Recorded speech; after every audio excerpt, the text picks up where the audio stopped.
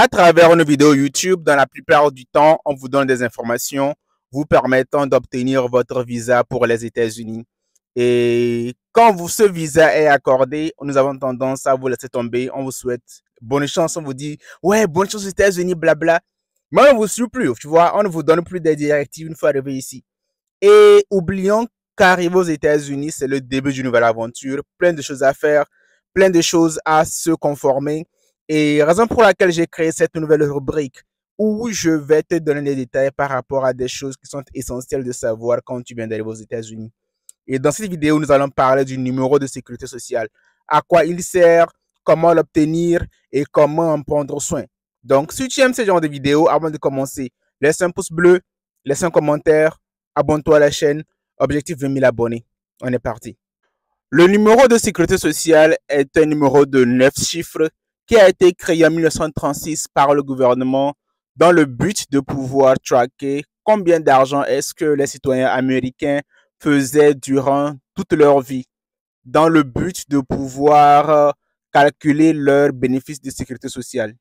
Le numéro de sécurité sociale est utilisé pour obtenir du travail, pour également profiter des avantages offerts par le gouvernement.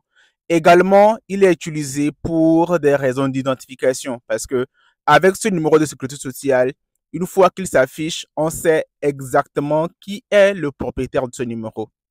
Lorsque vous arrivez aux États-Unis, la première chose à faire, c'est d'aller au niveau de Social Security Administration Office pour aller faire la demande d'une Social Security Code. Maintenant, par rapport à ça, il y a deux écoles. Une école qui dit, généralement j'appelle ça ancienne école, où vous devez aller au niveau du service de sécurité sociale avec votre passeport et votre visa afin qu'il vous donne un numéro de sécurité sociale. Généralement, une semaine après, vous l'obtenez. Et la deuxième école qui est apparue durant le COVID, qui dit au fait que dès que vous arrivez directement aux États-Unis, une semaine après, le Social Security Administration vous envoie automatiquement votre Social Security Code. Dans les deux cas, c'est valide. Je pense juste que ça dépend de quel état dans lequel vous êtes et de plusieurs paramètres. Mais pour être safe, je vous recommanderais, lorsque vous arrivez aux États-Unis, après 2 ou 3 jours, demandez à aller au niveau de Social Security Administration pour obtenir votre numéro de sécurité sociale. Lorsque vous obtenez votre carte de sécurité sociale, il est indispensable que vous le gardez secret. Personne n'est censé connaître votre numéro de sécurité sociale à part vous. Même pas votre père, même pas votre femme, même pas vos enfants. Parce qu'aux États-Unis, il y a ce qu'on appelle identity theft, c'est-à-dire vol d'identité. Et il y a des gens dans ce pays qui travaillent avec le numéro de sécurité sociale de d'autres personnes. Si vous n'avez pas envie que vous soyez mêlé à des histoires de vol, d'arnaque ou de quoi que ce soit, je vous recommande de garder votre numéro de sécurité sociale secret et personnel. Et ne sortez jamais avec. Mettez-le dans un endroit safe à la maison, dans un coffre-fort, faites ce que vous voulez, mais ne sortez jamais avec et gardez le secret. Également, lorsque vous recevez votre Social Security Code, la première chose à faire, c'est de le signer. Vous devez le signer afin qu'il puisse être officiel ou bien qu'il puisse être utilisé comme un document officiel. Une fois que vous obtenez votre Social Security Code, il faut être très prudent avec ceux avec qui vous le partagez parce que beaucoup de personnes voudront l'utiliser à des fins. En tout cas, ce n'est pas de bonne fin. Ça, je vous le dis, ça, je vous le garantis. Et une chose qui arrive très souvent, c'est être au téléphone. Quand quelqu'un vous demande votre numéro de sécurité sociale, la seule chose que vous devez faire, c'est les 4 derniers chiffres. Ne donnez jamais publiquement votre numéro de sécurité sociale à qui que ce soit, surtout pas au téléphone.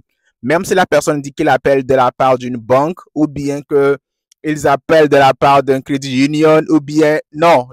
Moi, mon policy, c'est que au téléphone, sauf vraiment urgence et que je sais qui tu es, je ne donne jamais mon numéro de sécurité sociale au téléphone.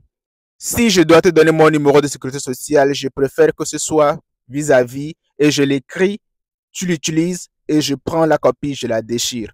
Parce qu'il y a tellement de fraude dans ce pays que quand quelque chose se passe et que, imagine un cas banal, Tu vas dans un endroit et puis quelqu'un vole ton numéro de sécurité sociale. La raison pour laquelle on vous dit de ne pas le mettre dans votre poche ou euh, dans votre wallet. C'est quoi le wallet en français?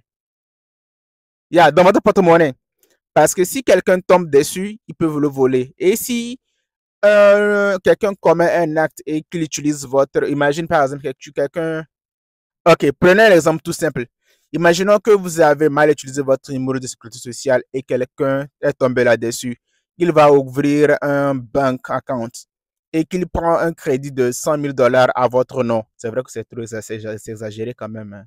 Mais qu'il prend un crédit de 100 000 $. Et maintenant, un jour, on vous appelle, on dit, ah, monsieur, bam, vous nous devez 5 000 $. Vous avez dit, comment ça, je ne vous dois rien.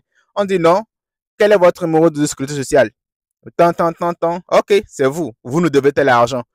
Vous avez été imprudent et quelqu'un s'en est saisi et la personne les utilise à ses fins.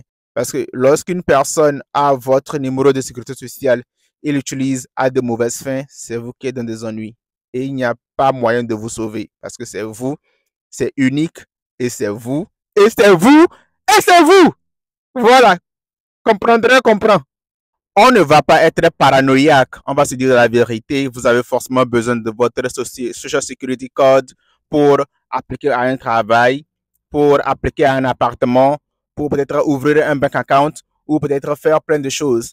Mais quand quelqu'un vous appelle et dont vous n'êtes pas sûr de qui c'est, et surtout si vous n'êtes pas sûr si vous devez donner votre numéro de sécurité sociale, posez-lui ces questions.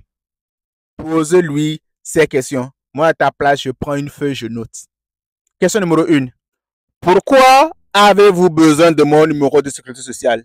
Est-ce que je peux utiliser une autre forme d'identification? Parce que, à part le numéro de sécurité sociale, je ne sais pas, moi dans l'armée, moi je préfère utiliser mon numéro de militaire, tu vois. Au lieu d'utiliser mon Social Security, je préfère utiliser ça. Donc, demandez à la personne si vous pouvez utiliser un autre moyen que votre numéro de sécurité sociale. Comment allez-vous utiliser mon numéro de sécurité sociale? Dites-moi. Comment allez-vous garder mon numéro de sécurité sociale safe, c'est-à-dire qu'en sécurité? Quelles sont mes garanties? Que va-t-il se passer si je décide de ne pas partager mon numéro de sécurité sociale avec vous? Je veux savoir, dites-moi. C'est si nécessaire que ça? C'est en fait quelques séries de questions que vous pouvez poser pour vous rassurer que vous parlez d'abord à la bonne personne et qu'il n'y a pas une autre alternative à part que vous donniez votre numéro de sécurité sociale. Parce que quand vous êtes en train de le donner au téléphone et que quelqu'un passe à côté, il peut juste le noter et peut être utilisé à de mauvais escients. Raison pour laquelle dans la main américaine, pour pouvoir, quand vous avez un travail ou bien un job où vous avez accès à des informations personnelles, c'est-à-dire le numéro de sécurité sociale des gens et tout, leur adresse, vous avez besoin d'être citoyen américain et vous avez besoin d'avoir un clearance qui vous donne accès à ces informations, de peur que ces informations ne tombent entre de mauvaises mains. At the end of the day, vous avez le choix de partager votre numéro de sécurité sociale ou de ne pas le faire.